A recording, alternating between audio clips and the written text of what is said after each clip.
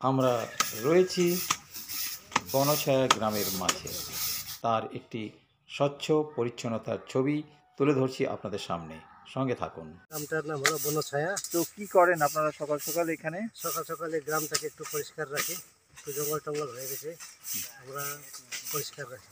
জঙ্গল টঙ্গল হয়ে গেলে অনেক, পরিষ্কার না করলে গন্ধ ময়লা হয়ে যাবে, সাপ টাপ চলে আসবে। হুম।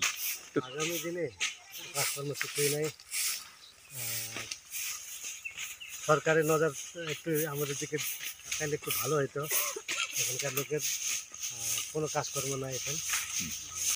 এই বনছায়া গ্রাম, যার বয়স প্রায় 18 মাস, বক্সা টাইগার রিজার্ভ থেকে তাদেরকে এই জায়গায় ব্যবস্থাপিত করা হয়েছে, অর্থাৎ রিলোকেট করা হয়েছে। তারা অত্যন্ত পরিশ্রমী এবং তারা এই গ্রামটিকে স্বচ্ছ পরিচ্ছন্ন রাখার পাশাপাশি কৃষিজাত পণ্য উৎপাদিত করে একটা আদর্শ গ্রাম রূপে তারা তুলে ধরেছেন ইতিমধ্যেই। আগামী দিনে তারা চাইছেন সরকার তাদের কোনো কর্মসংস্থানের অন্তত ব্যবস্থা করে দিক, যার ফলে তারা এগিয়ে যেতে পারে।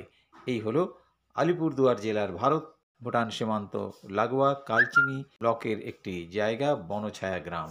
অর্থাৎ এই বনছায়া গ্রামের মানুষ অত্যন্ত পরিশ্রমী এবং স্বচ্ছ পরিচ্ছন্ন থাকতে ভালোবাসে এবং গ্রামটাকে পরিষ্কার রাখার ক্ষেত্রে তারা খুব যত্নবান। তাদের বক্তব্য হলো সরকার যদি তাদের কিছু কাজের ব্যবস্থা করে দেয়, তারা এখন কর্মহীন, যেহেতু তারা একসময় ওই বক্সা টাইগার রিজার্ভের অধীনে ছিল এবং তাদেরকে এখানে রিলোকেট করা হয়েছে, কিন্তু তারা তাদের পরিশ্রমী চিন্তাভাবনার মাধ্যমে এবং স্বচ্ছ চিন্তাধারার মাধ্যমে গ্রামটাকে পরিষ্কার রাখার সবসময় চেষ্টা চালিয়ে যাচ্ছেন। তো আমরা শুনলাম এখানকার যে একজন শ্রমিক ভাই এবং এখানকার আদিবাসী, তার কথা।